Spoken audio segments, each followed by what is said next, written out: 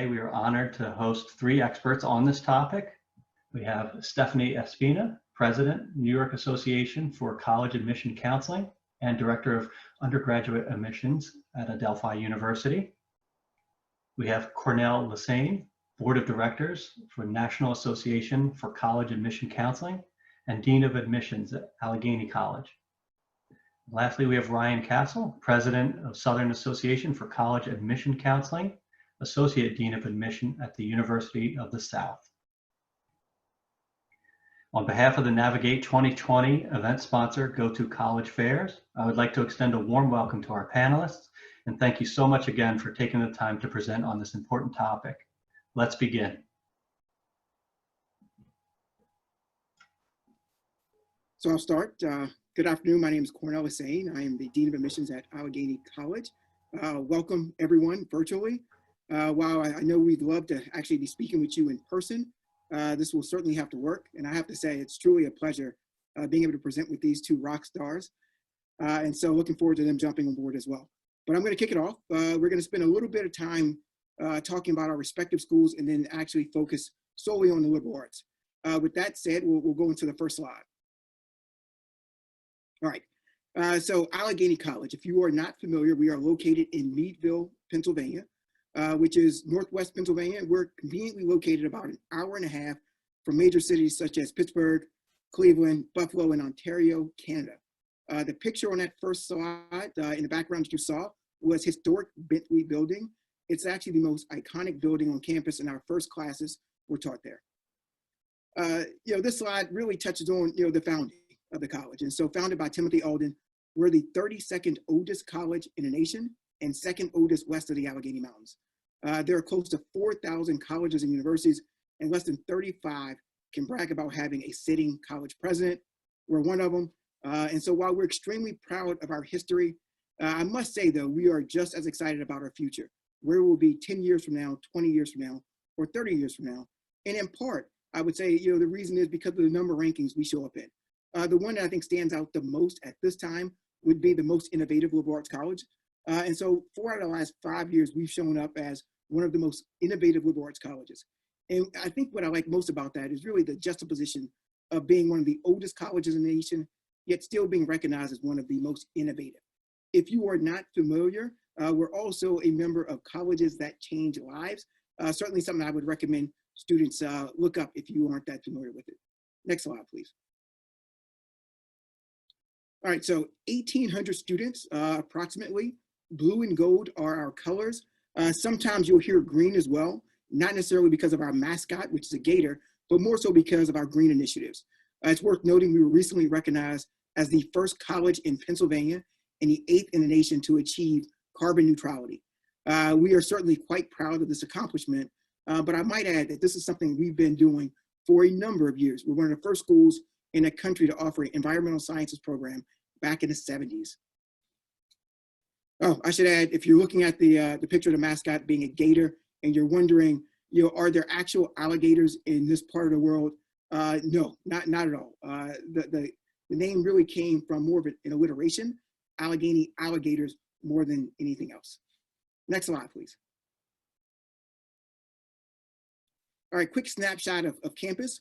47 states with the top 5 consisting of Pennsylvania, New York, Ohio, California, and Maryland.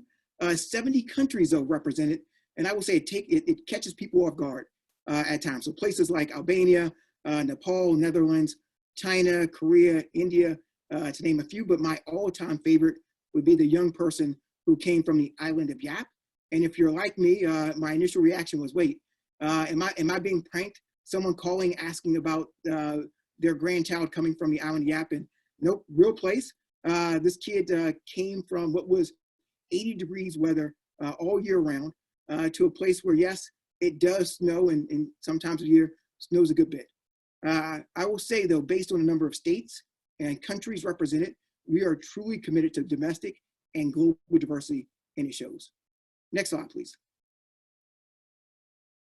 And this is the last slide, and really 2 things on here I think worth talking about and spending a little bit of time on, and one being our distinctive major and minor requirement. So all of our students are required to choose a major in one area of study and a minor in a very different area. of study. And what we found is that students really don't want to just check a box and feel like they have to live in that box for all 4 years. And so really the first 2 years at Allegheny, students get to explore, they get breadth, depth, and then they choose their actual major. And so again, the first 2 years, all about exploration. But what's unique about the major minor requirement is that students must do it in 2 very different areas of study. And what I like most about it is that when students graduate, the likelihood of them only working with people with the exact same major isn't likely. And so we are wanting to expose our students to different ways of thought prior to them graduating. Last thing I'll mention is the research one. It's a big one. We actually require all of our students, 100% of them, participate in research prior to graduating.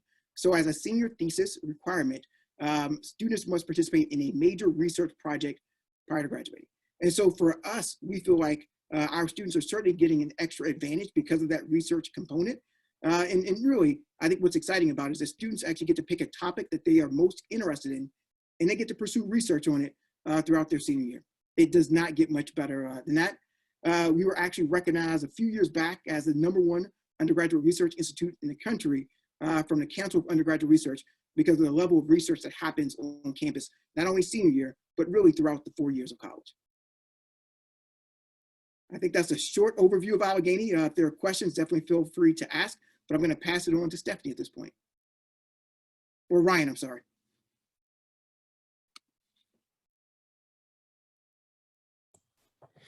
Thank you, Cornell. It was great to hear from you. Something I like to share with everyone is I'm a dad. That's one of my identifiers, and my oldest is a high school junior right now. And so I particularly love serving on these different panels where I get to learn so much great information about other colleges. But I am here today to share a bit of information about the university where I work. It is the University of the South. We're in the town of Swanee, Tennessee.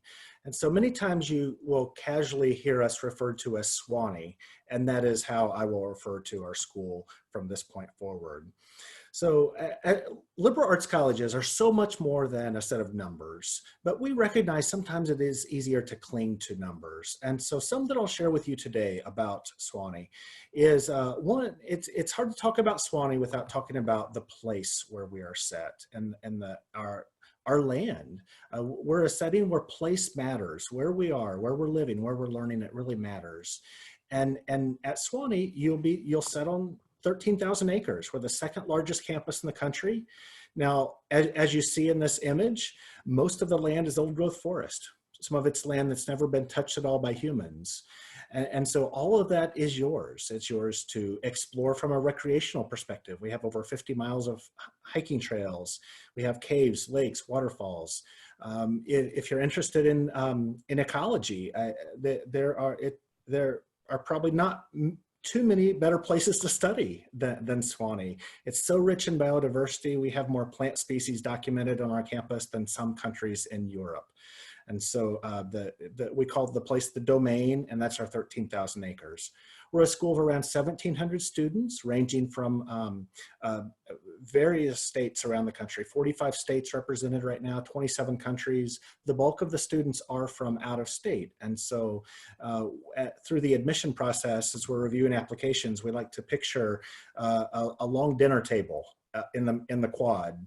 And we want to bring students to that dinner table who are going to bring a wide variety of different perspectives. And that geographic representation is important to us, along with some other characteristics about students. For a liberal arts school, split pretty well with the male-female ratio for students who identify as male or female.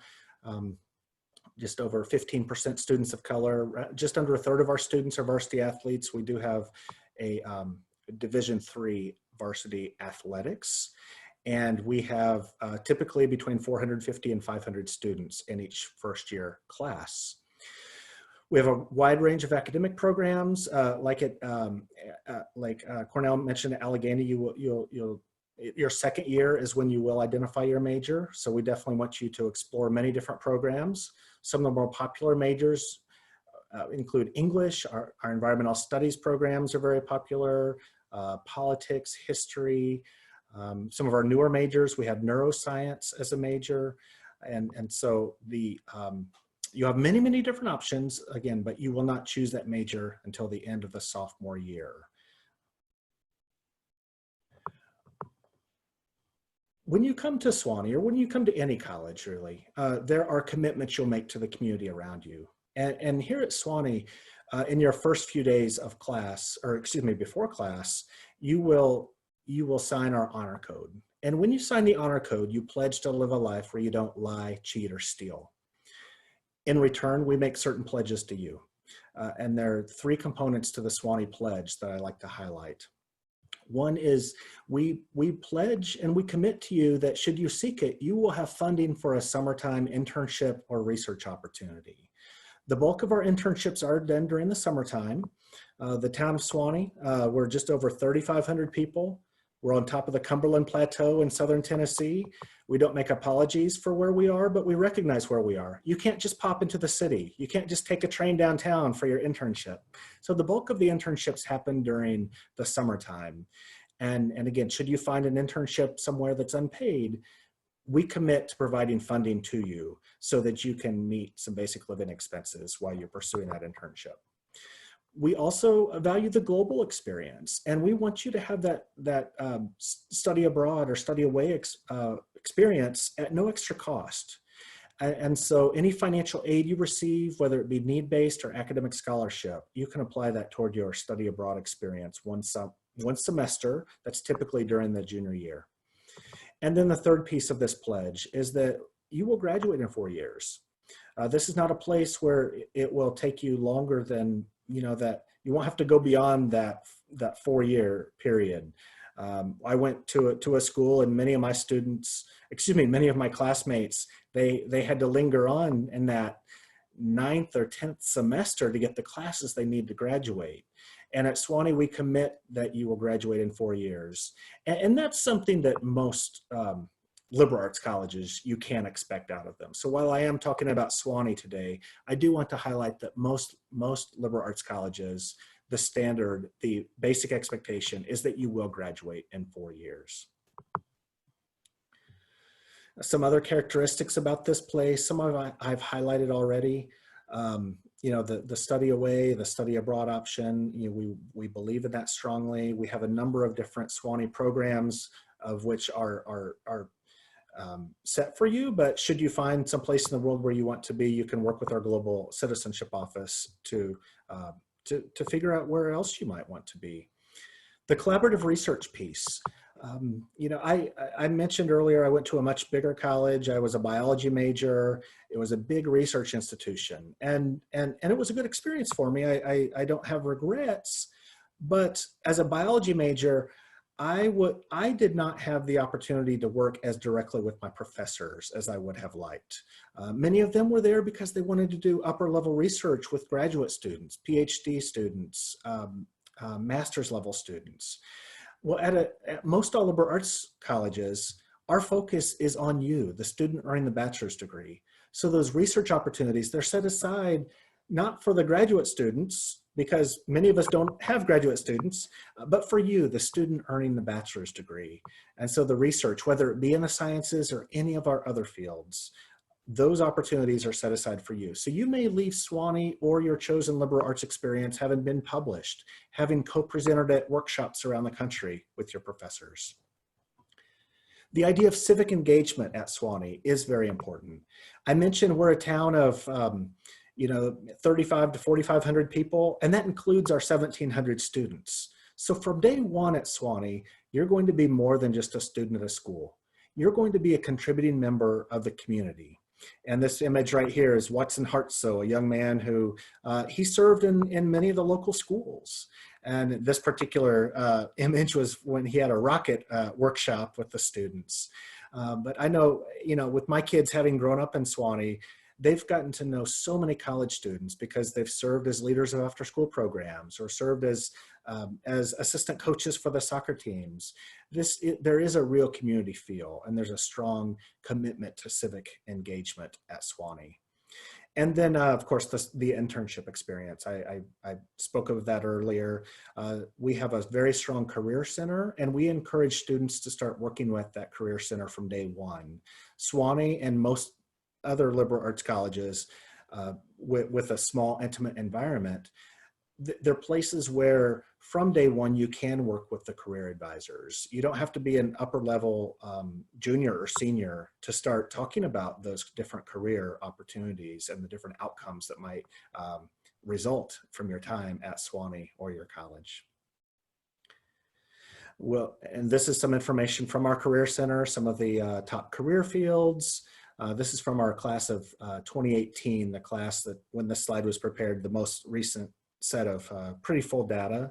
One thing I like to say is that when this data was collected about 6 months after graduation, over 98% of the students had were gainfully employed in a chosen career or in graduate school. And so our students are finding success out there, and much of that comes from the mentoring that takes place at this environment. And then why Swanee? You know, I've spoken about the domain and the land on which we're set and all the opportunities that come from that. I've spoken about the community that you have here. Over half the faculty and staff live right on campus. So you will not just see your professors in the classroom. You will see them out walking their dogs. You'll see them in the dining hall. You'll be in homes. It's rare that my family and I don't have at least one student in our home. So the sense of community is amazing. And then the different traditions. As you're looking at schools, I think it's important to ask about the culture of the place. What are the traditions that the school holds dear? I mentioned the honor code at Swanee. That is a strong tradition that we have. So much so that I don't even have my house key on my key ring. My door is always unlocked. And so that kind of catches people by surprise sometimes. I'll share one more tradition about Swanee before I pass it on to my friend Stephanie. Is we have a tradition here, and it's our version of an academic honor society. It's called the Order of the Gown. At Swanee, whenever you reach a certain grade point average, you will be inducted into the Order of the Gown. And it's at that point in time when you're granted your gown. It's the black gown you'll wear at graduation. But what's interesting is that many Swanee students choose not to put that gown in the closet for storage. Many will wear them to class. And so when all this is over and you're able to visit campus again, you'll see some students walking to and from class wearing their gowns. They're not worn zipped up real proper. It's just sort of like a loose overcoat. Many professors teach in their gowns. And as I said, I believe probably the only school in the country with that tradition. It's one that we borrow from the British, of course. So with that said, I will invite my friend Stephanie to share some information. Thanks, Ryan. Thanks, everyone. It's great to be with you. My name is Stephanie Espina. I'm Director of Undergraduate Admissions at Adelphi University, and I've worked in higher education 11 years. I'm very passionate about helping students and families navigate the college admissions process, and I'm actually a very proud liberal arts graduate, and I'm excited to talk to you more about what a liberal arts education means and certainly how we use those skills day to day. So I, like Ryan and Cornell, definitely use a wide range of skills in our day-to-day jobs. But I will tell you a little bit about Adelphi before we get started. Adelphi is a private liberal arts doctoral granting university located in Garden City, New York, just 23 miles outside of the heart of New York City. The closest train station actually from campus is 4 blocks, very safe walking distance and very accessible. And it's a perfect location for internships and cultural experiences, and our students really feel like they have the best of both worlds. Adelphi definitely has a beautiful, safe 75-acre campus and provide students with really just a wonderful environment to live and learn. We're also a registered arboretum, which is a fun fact. And in case you don't know what an arboretum is, it means that we have hundreds of species of flora surrounding our campus. So if you were to Google that, you would find us on that list. And we're also the oldest private coeducational institution on Long Island. So we're very proud. But on the next slide, I'll show you a few different fun facts and just some infographics to better define Adelphi. We're just over 5,000 undergraduate students. We're Division II in athletics, and we are the Panthers. We also provide small class learning environments for students, and we have an average class size of 21 students and a 10-to-1 student-faculty ratio. A highlight for us is that Adelphi is a diverse campus. So we've been awarded multiple times to recognize our commitment to diversity and inclusion. We've been considered an LGBTQ+ friendly campus. We actually earned 4.5 out of 5 stars on the Campus Pride Index, which is a great resource for identifying schools that go above and beyond in terms of providing efforts there. So it really shows our commitment to create a safer and more inclusive campus. I would say, as a summary, students of color, international students, neurodiverse students, and those who are first generation in their families to attend college will definitely find a home at Adelphi and have access to mentoring and support with us. So on the next slide, I just wanted to point out a few different programs that we have. We have over 60 undergraduate majors, and there's plenty of exploration to be had, whether it's declaring a major, declaring a minor. It's really the beauty of a liberal arts education as well. But whenever someone asks me what type of student we're looking for at Adelphi, I can never answer with just one certain student type. We are looking for a wide range of students, and we're looking for a wide range of interests and abilities. So some of our programs that are pretty well known, if you're doing more research on Adelphi, include our Honors College, and that is a community for high achieving scholars who are seeking a rigorous academic experience, challenging classes, research opportunities, cultural excursions, and lectures, really as part of an intimate cohort experience. Is definitely offered at Adelphi. And there is an interview process for that Honors College. We also have a Livermore Global Scholars Program, where students who love all things global will fit right in. We have a very selective program that enriches any of the undergraduate majors we offer through study abroad, through international excursions, internships, service projects, and activities at places like the United Nations. So definitely intended for a globally minded individual. We also have plenty of support at Adelphi, and I think the range of support is a huge distinction for us. So we have a learning resource program that is a fee-based program available for students who need additional support and more formalized and structured support. We have a general studies learning community for students who really just need that one-year mentorship as they transition to college. So if students may not show the best test results, but certainly have really strong potential in the classroom, we are there to support students through the general studies learning community. And then finally, we do have a Bridges to Adelphi program, which is an award-winning program for students with autism spectrum disorder. So we are a very neurodiverse campus, and I'm very proud of that. And I think that if you were to experience Adelphi, you would see that there's just a lot of energy and just a nice inclusive environment for students to feel comfortable in. And the last slide I have about Adelphi has a lot of different rankings, and we're highly ranked. We've grown so much over the past few years, but I would like to say that I think the most important ranking is your own. So as you're navigating the college search process, it's really important to know how colleges are recognized, but understanding what that experience means for you is really the most important. And I think the most proud accolade that we have is really our outcomes. So 95% of Adelphi students have jobs or are in graduate school within 6 months of graduation. They're career ready. We have a wonderful career development area for students, and we're actually noted as a career development college of distinction.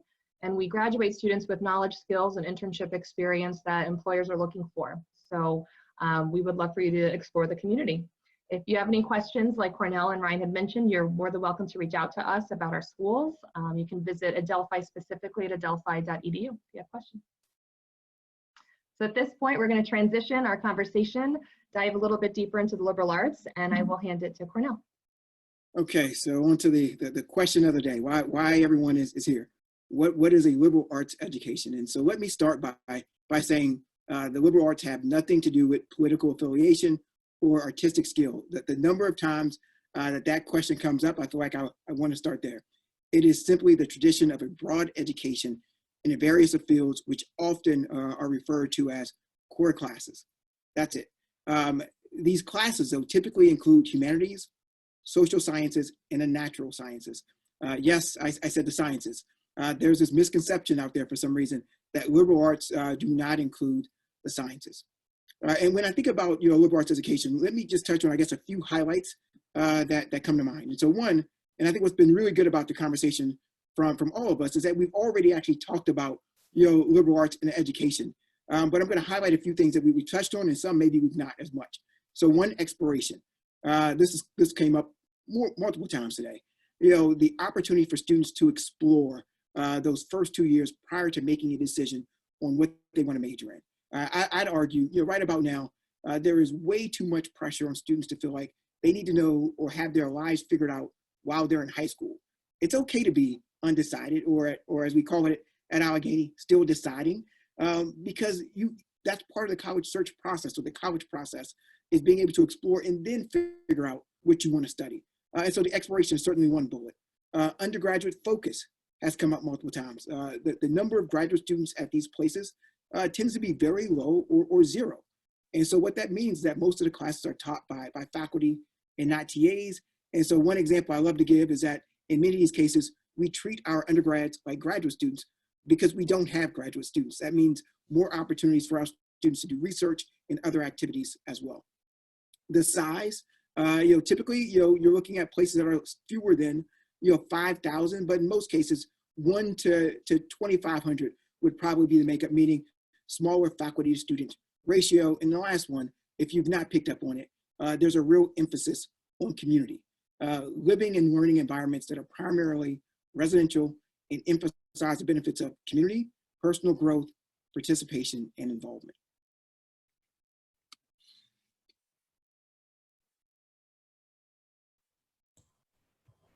I'll pass it on to Ryan at this point to take on the slide. Cornell, once with the question of what is a liberal arts education, I heard someone describe it as a liberal arts degree. It will train you for nothing but prepare you for everything in life. And so that's one that I stick with. And when I talk to families, I will bring that up.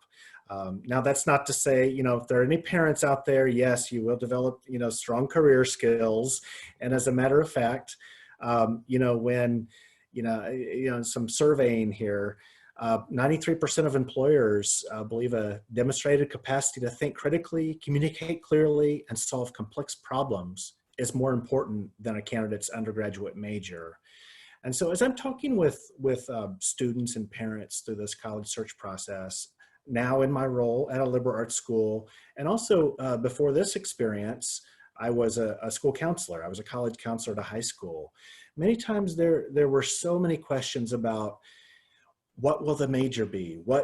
I need to know something very specifically what I'm going to do so I can go into that exact job.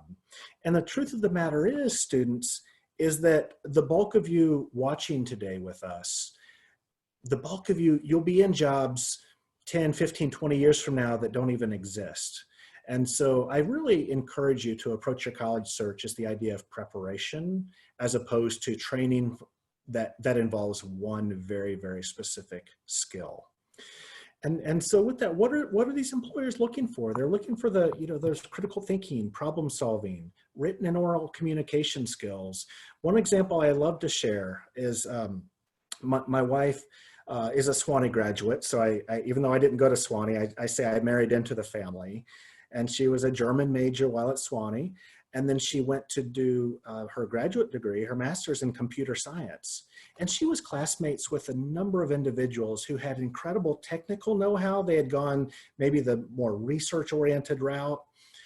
But when it came time to prepare the documentation or the write-ups for the group projects or be the ones presenting, she was the one called upon because her liberal arts background really it gave her the skill set to do that.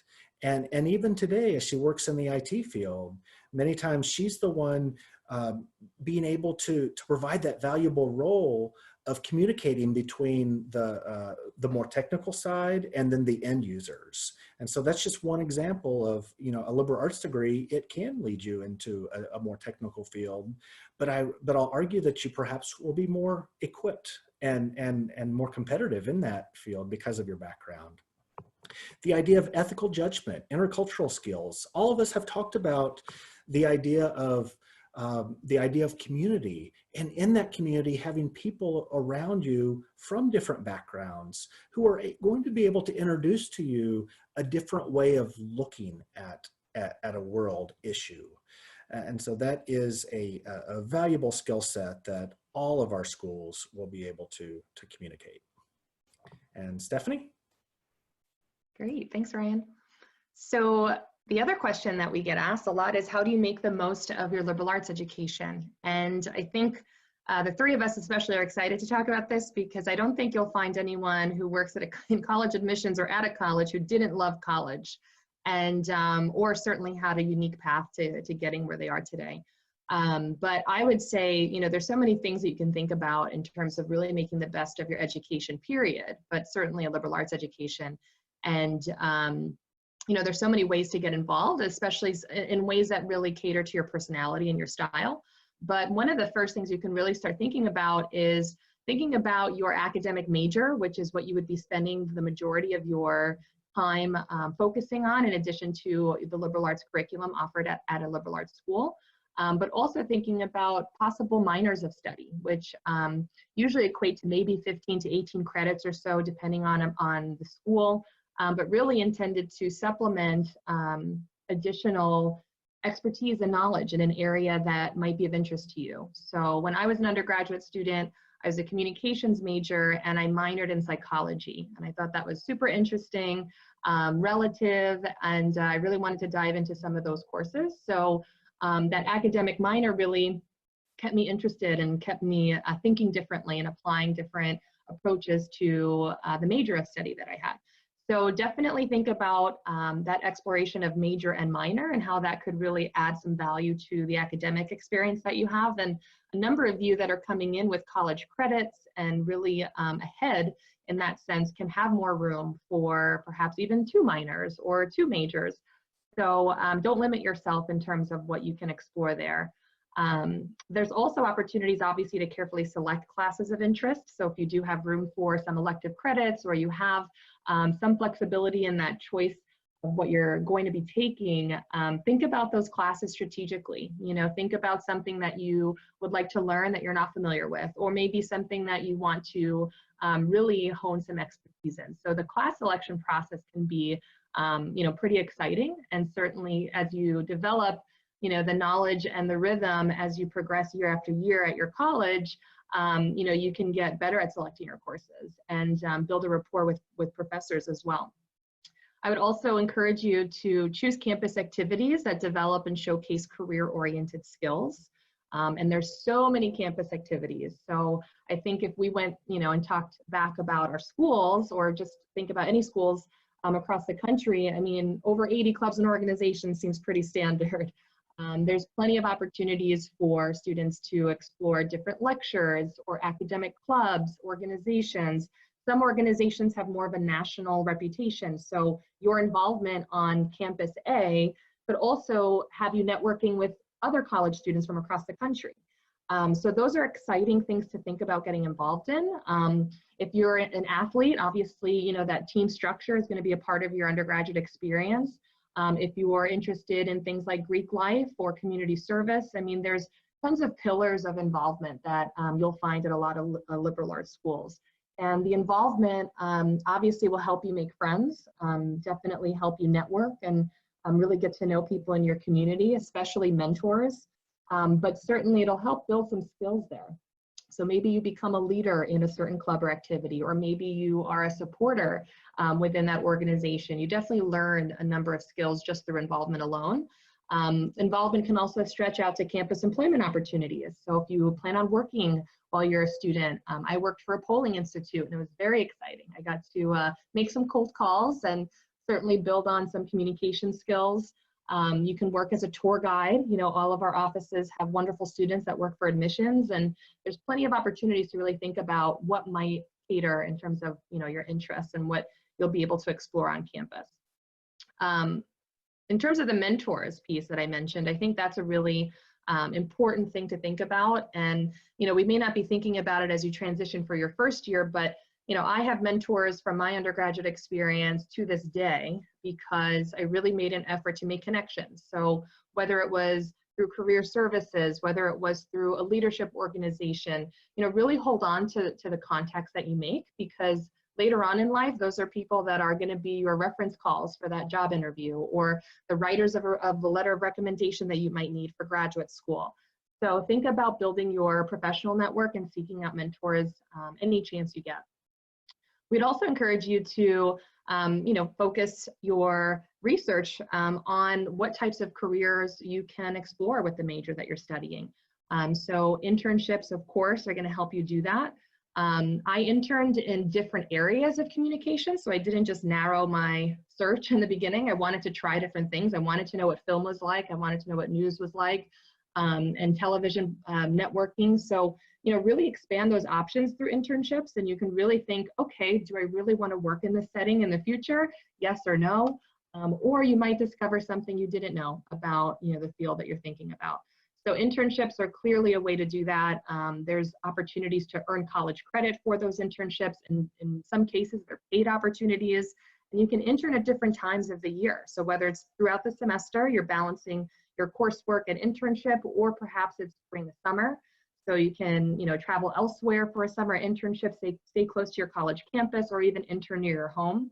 And certainly there's other opportunities outside of internships like volunteering, you know, that can certainly lend that same exposure. I'll tell a quick story about just more of the volunteering and information gathering experience that I had when I was a student.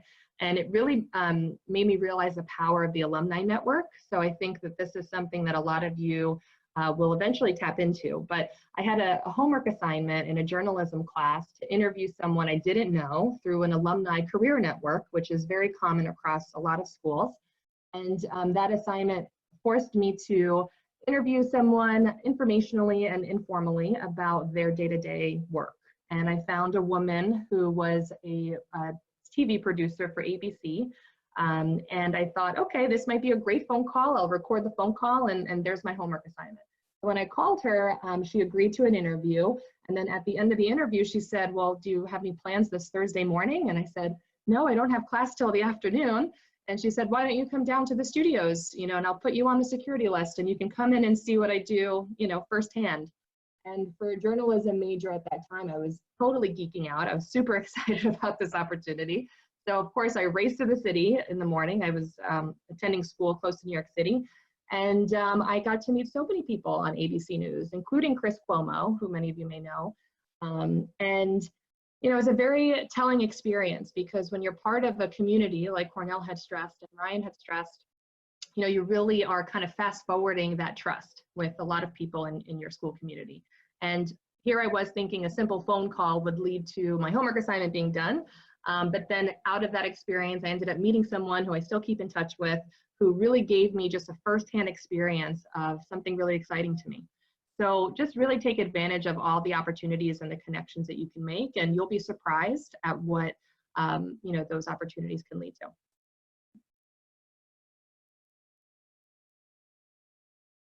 So at this point, we do have some frequently asked questions to get some question and answers started.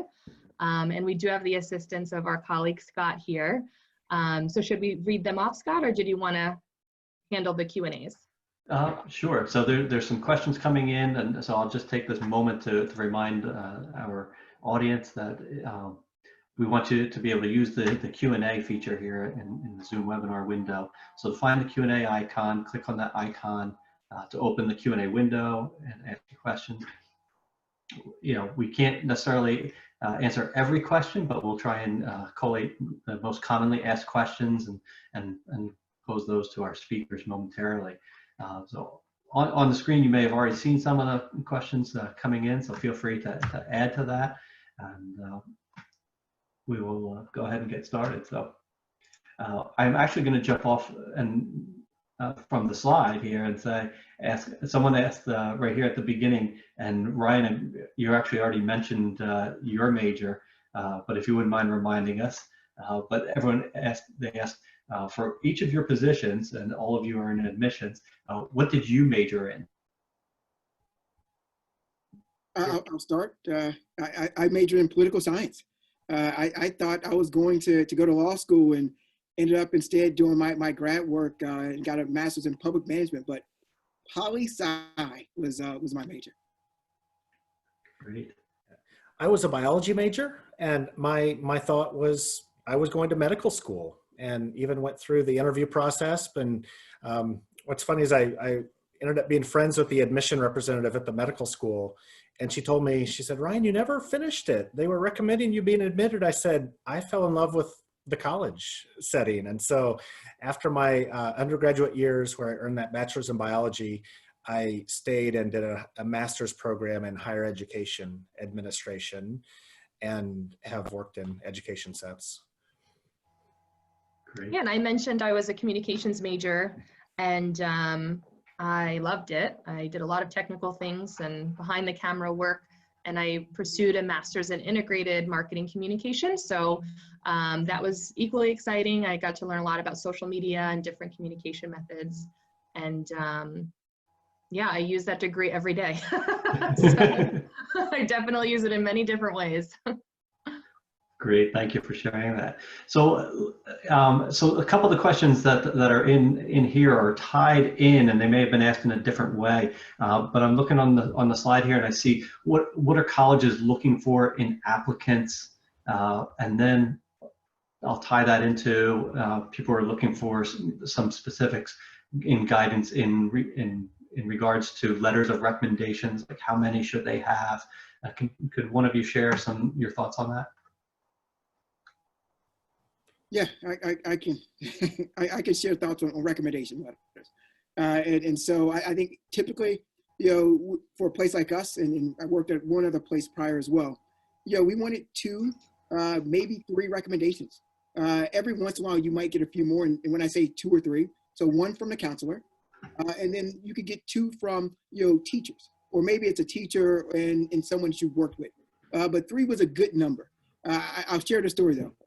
I want to say my second year in admissions, we had someone send a recommendation letter from every grade level, starting in first grade. It was too much. What are you writing about in first grade? But it was a very thick stack, and let's just say we weren't overly excited about reading that many recommendation letters. So I tell students, if a school is asking for 3, if you want to send 1 more, okay. But really, don't try to go extreme and send 1 from every person you've ever met. That's great.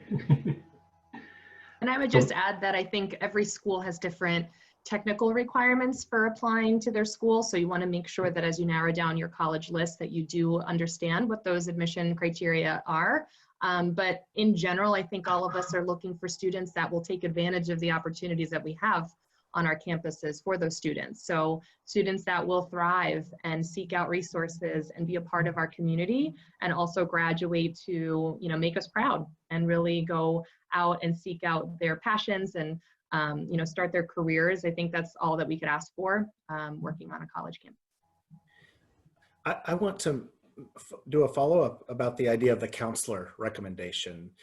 Many times when I work with families, and I mentioned that we would like to see a counselor recommendation, there's sometimes some pause and some worry. And some students will say, well, my counselor is responsible for 500 students. How is this counselor supposed to write a heartfelt letter? And my response is, if your counselor has that big of a caseload and you're not known really well at the personal level, it means you've stayed out of trouble. And so don't worry about that. If you're at a big school where your counselor has hundreds of students and you feel like he or she doesn't know you well, you'll be okay. That counselor will still be able to write about the curriculum you've chosen, about some characteristics of the school, and that will not be held against you in the admission process. Great. So someone, Samuel writes, my son had difficulty transferring credits from a liberal arts school to a university, and the bulk of his credits did not apply towards his major. And I know this is a specific question, and not everyone's going to have that type of situation. But I was wondering, he says it makes him very nervous about a degree from a liberal arts school will translate the same way in the job market or graduate school. Could you share your thoughts on that? I'll start with that one. And the idea of transferring, tongue in cheek, I'll say that we'd rather you not transfer out of our colleges. We want you to stay with us these 4 years and graduate. But, joking aside, every college, every university will set their own articulation agreements of what classes will come in. So for example, when students are transferring from other colleges into Swanee, if Swanee has an equivalent course as to what a student is presenting on that transcript, that will come in as credit. But yeah, if we have you here, we'd rather it be for the full experience and not transfer out in the first place. Now, as far as the graduate school competitiveness, I think it was Stephanie who mentioned this earlier, and this is an incredible point. at places like ours, you're going to have small classes. You know, the average here is around 18 students. The most it might be 30 to 40 students, but some of your upper level courses, you'll only have 4 or 5 students in them perhaps. And so when it comes time to getting those recommendation letters and building those connections, you will have someone to go to. You'll have someone to go to who knows you well and knows much more than just your name.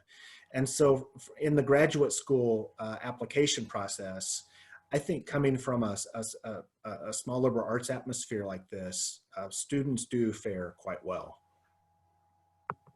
If I could add to that point, Ryan, I'm a big facts person and numbers person. And so numbers typically don't lie. And so when you look at the placement rates for students who are coming from schools like ours, because of that personalized attention that these kids get in many cases, these students get, you see a higher placement rate. And so I'll use Allegheny as an example because this is where I'm at. You know, our placement rates for medical school and law school are double the national averages. And that's, yes, I would say somewhat unique, but unique to the experience that those students are getting at liberal arts colleges is why those students do so well in that arena. One is the attention they're getting. 2, the amount of research. When I said earlier, a lot of these places don't have graduate students, that really does mean more opportunities for undergrads to focus and work with faculty. So that's one. The other one I think worth noting is really that opportunity to explore in those first 2 years before having to make that decision. When you look at medical school, law schools, they will tell you they're looking for well-rounded students. And when we say well-rounded, they're telling us, yes, we want more than just those students who are focused solely on biology. And so I think that's a real plus, you know, for students who are pursuing the liberal arts. Cornell, I believe you just answered 5 of the questions that were in the queue there with that statement. Perfect. So, but that's what people are wanting to know. So I really appreciate that. That was a great share. So then, so this will be a little more specific to the actual process that you go through with students or potential students, really. What are some typical questions that you ask of students in interviews, and how important are the interviews themselves?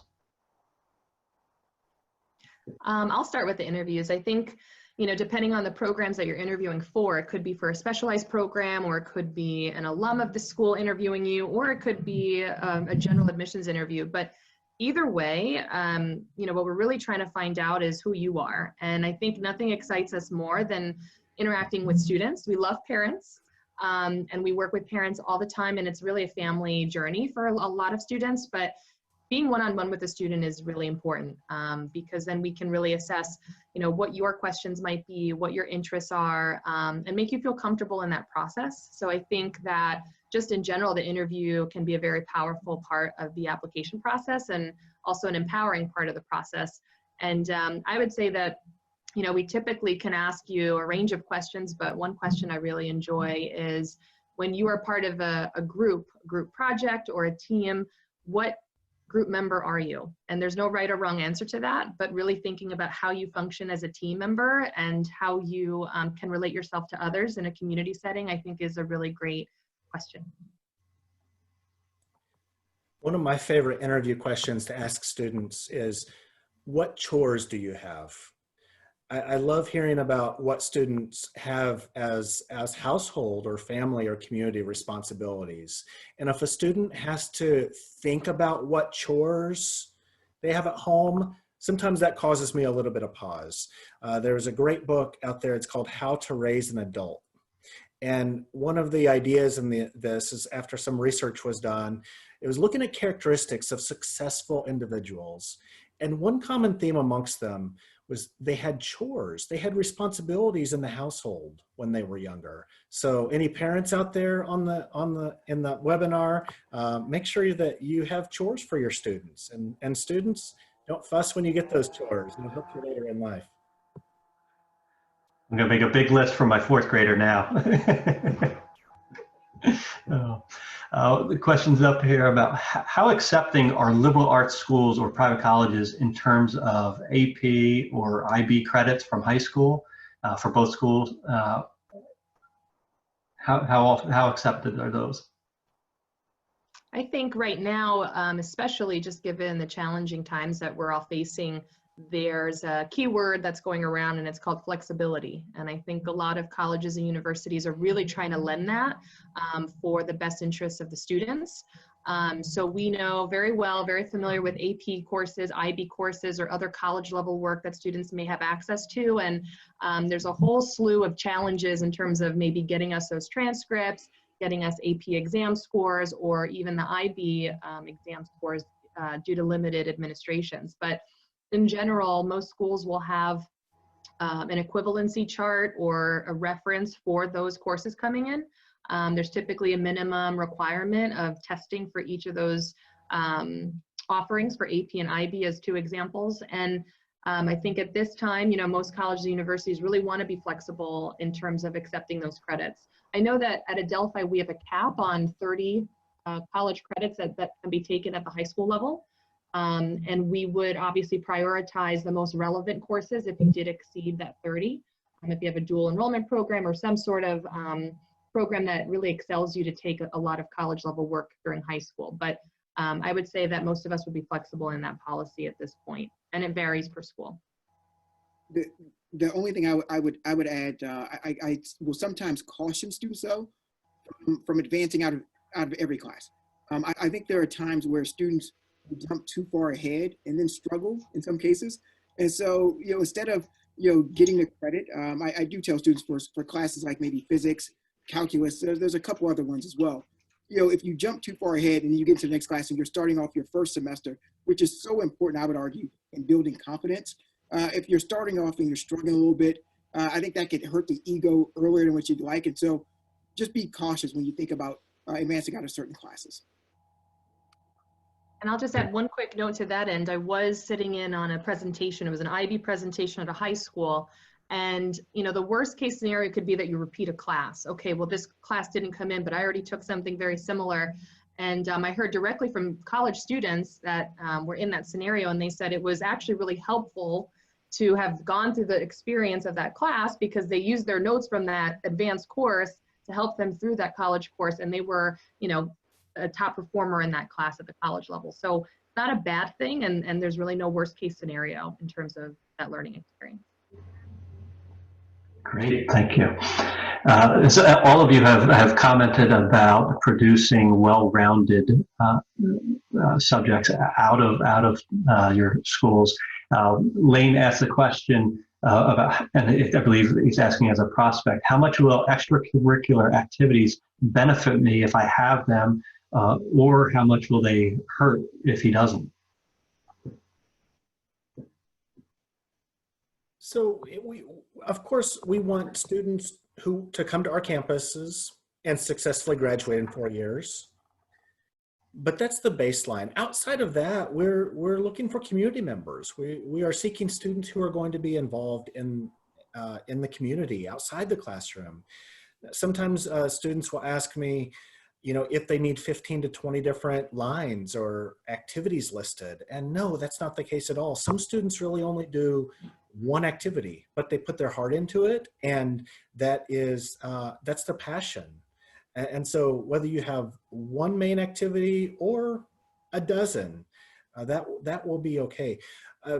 I tend to like to tell stories. I was talking to a young woman in our admission office lobby a few years ago, and she said, "Mr. Castle, I don't have any activities to list on my application. All my friends have all these other activities. I don't have anything to list." And I asked her, I said, "Well, what is it that you do? You go to school, but what do you do when you're not sitting in the classroom?" She said, "Well, my parents work at night and I have younger siblings and we live on a farm. And so I'm responsible for making dinner for my younger siblings, for taking care of the livestock, for taking care of the garden." And I stopped her right there and I said, "You're doing so much more than most of your peers. So don't just think about it as school-related activities. Really ask yourself, what do I do outside the classroom that's productive? And list that. It may be family responsibilities, as I referenced. Maybe it's your job to take little brother to swim practice 3 times a week. Maybe you help care for an elderly grandparent or aunt and uncle or an ill parent in your household. So really think about what those activities, and don't just try to box it in to what your school offers. members. That's great. Well, so we are coming to the top of the hour here now. So I do want to thank our panelists for their expert presentation on the value of liberal arts and character education, especially in these turbulent times. We really appreciate your sage advice and answering these questions. I will remind everybody to please explore your college options in our virtual college fair. We have hundreds of interactive virtual booths where you can watch videos, download materials, and even chat live with admissions representatives from that institution. You'll also find that some booths have a schedule of their own live stream video presentations. So make sure you visit that today or come back while the event is still live to enjoy those experiences. And I will remind you that we have recorded this because there was so much great information that was shared today. You will want to take another look at it. The recording will go up at virtual.GoToCollegeFairs.com. It'll get uploaded tonight, so you can watch this again tomorrow or share with others. So thank you all. Thank you for our panelists. Thank you all for attending. Have a great rest of the day. Bye now.